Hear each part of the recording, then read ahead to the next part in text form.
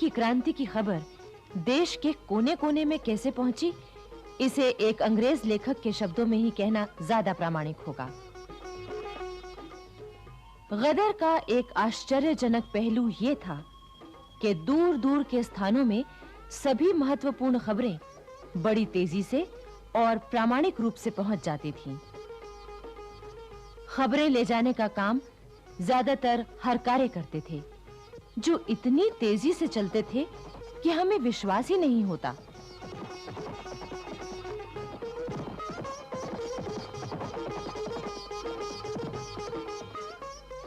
यही कारण था कि दिल्ली की स्वाधीनता की खबर नाना साहब को 15 मई 1857 को मिली और कानपुर में अंग्रेजी सेना के सेनापति ह्यू व्हीलर को 18 मई को, यानी पूरे 3 दिन बाद।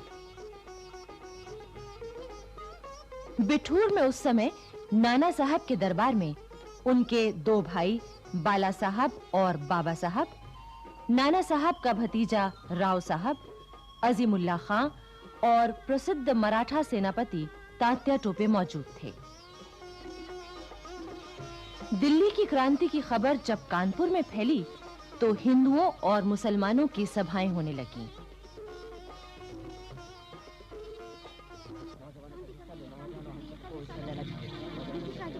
धीरे-धीरे स्कूलों के लड़के, बाजारों में आम लोग और गली मोहल्लों में भी स्वतंत्रता क्रांति की बातें शुरू हो गईं। छावनी में सिपाहियों में भी क्रांति की गुप्त बातचीत शुरू हो गई।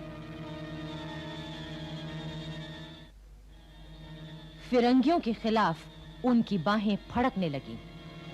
लेकिन नाना साहब 31 मई तक कुछ भी नहीं करना चाहते थे। उधर अंग्रेज सेनापति व्हीलर को पूरा विश्वास था कि नाना साहब तो अंग्रेजों का ही साथ देंगे। इसी उम्मीद से उसने उन्हें संदेश भेजा कि वो आएं और कानपुर की रक्षा में मदद करें। लेकिन दूसरी तरफ व्हीलर ने अपनी रक्षा के लिए गंगा के दक्षिण में एक नया किला भी बना लिया था और पूरी किलेबंदी भी कर ली थी। कानपुर में क्रांति की बातों से ही अंग्रेजों में इतनी दहशत थी कि किसी झूठी अफवाह पर भी शहर के सब अंग्रेज अपने बीवी बच्चों को लेकर भागते और व्हीलर के किले में छिप जाते। 22 मई 1857 को नाना साहब अपनी सेना और तोपों को लेकर बिठूर से कानपुर आ गए।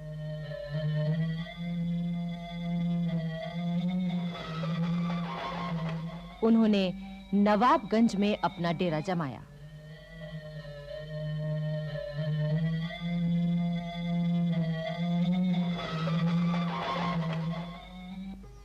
तीन 3000 देशी और 100 अंग्रेज सिपाहियों के सेनापति व्हीलर ने बिना किसी विरोध के खजाने की चाबियां और तोपखाना उन्हें सौंप दिया। नाना साहब ने खजाने की रक्षा के लिए अपने 200 सिपाही पहरे पर लगा दिए। उस समय कानपुर की देशी सेना के मुख्य नेता थे सूबेदार टीका सिंह और सूबेदार शमसुद्दीन खां। 4 जून की आधी रात को 3 फायर हुए।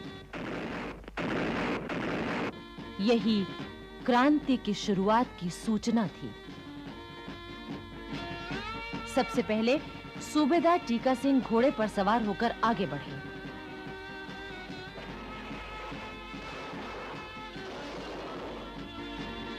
फिर देशी पलटन के हजारों घुड़सवार और पैदल सिपाही मैदान में निकल आए।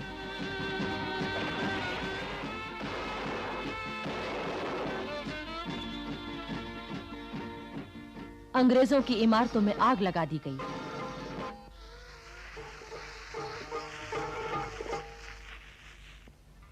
उनके झंडे को हटाकर हरा झंडा फहरा दिया गया। 5 जून को नाना साहब की सेना भी क्रांति सेना से मिल गई। सब तरफ उनका कब्जा हो गया।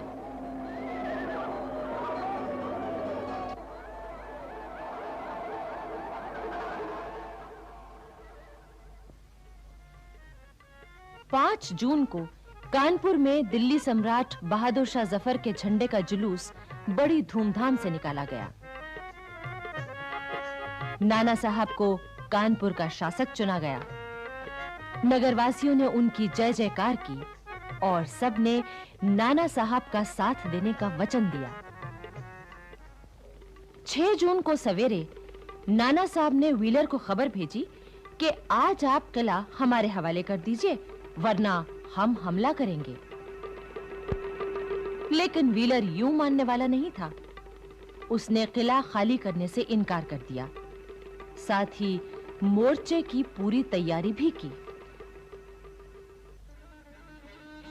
6 जून की शाम नाना साहब ने अंग्रेजों के किले पर हमला बोल दिया। उस समय कानपुर के लगभग सभी अंग्रेज, स्त्री पुरुष और बच्चे किले में मौजूद थे।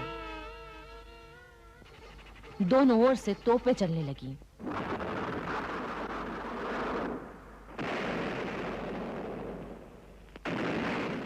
दोनों ओर के सिपाही मरने लगे, घायल होने लगे। इस संघर्ष के दौरान कानपुर की जनता का हौसला बढ़ा हुआ था। महिलाएं भी बड़े उत्साह से जुटी हुई थीं। क्रांतिकारी सेना को गोला बारूद और खाना पहुंचाने के साथ-साथ घायलों की सेवा भी कर रही थीं। इसमें कानपुर की एक वेश्या अजीजन ने तो कमाल ही कर दिया।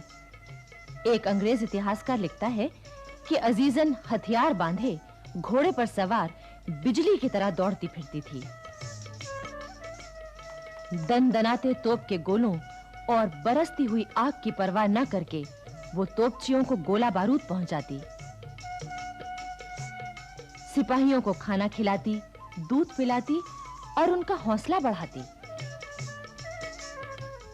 अजीजन निर्भय होकर छावनी में घायल सिपाहियों की सेवा भी करती और गुप्त संदेश भी झटपट पहुंचा देती। क्रांति सेना का आक्रमण इतना जबरदस्त था कि किले के अंदर अंग्रेजों की लाशों के ढेर लग गए। उन्हें दफनाने तक की जगह नहीं बची। जो जिंदा थे उनका बुरा हाल था।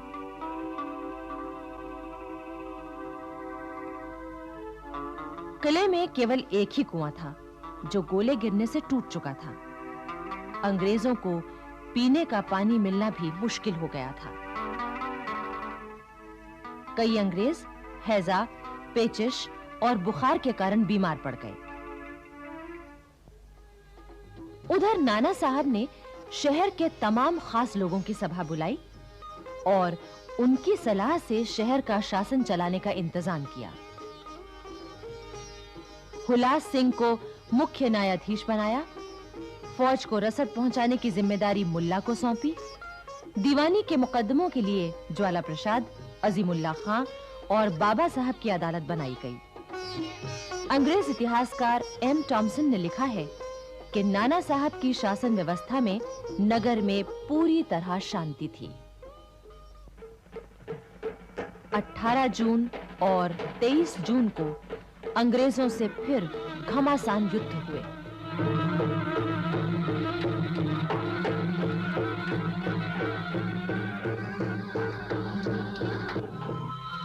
आखिर व्हीलर ने घुटने टेक दिए। 25 जून को किले के ऊपर सुलह का प्रतीक सफेद झंडा लहरा दिया। तोपों ने गोले उगलना बंद कर दिया। अंग्रेज आत्मसमर्पण करने के लिए तैयार हो गए। 26 जून को दोनों ओर के प्रतिनिधियों की बातचीत हुई। व्हीलर ने जैसे ही अंग्रेजी में बोलना शुरू किया, अजीमुल्लाह खान ने उसे टोक दिया। हालांकि वो अंग्रेजी अच्छी तरह जानते थे।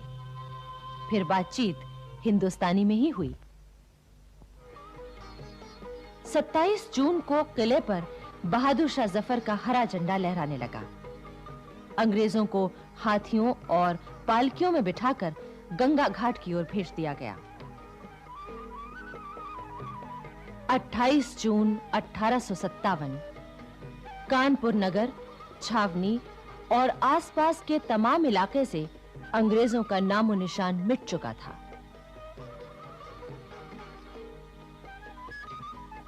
नाना साहब ने इस मौके पर एक बड़ा दरबार किया, जिसमें 6 पैदल पलटने, 2 घुड़सवार पलटने, जमींदार और हजारों की तादाद में जनता आई। सबसे पहले सम्राट बहादुर शाह जफर के नाम पर 101 तोपों की सलामी हुई।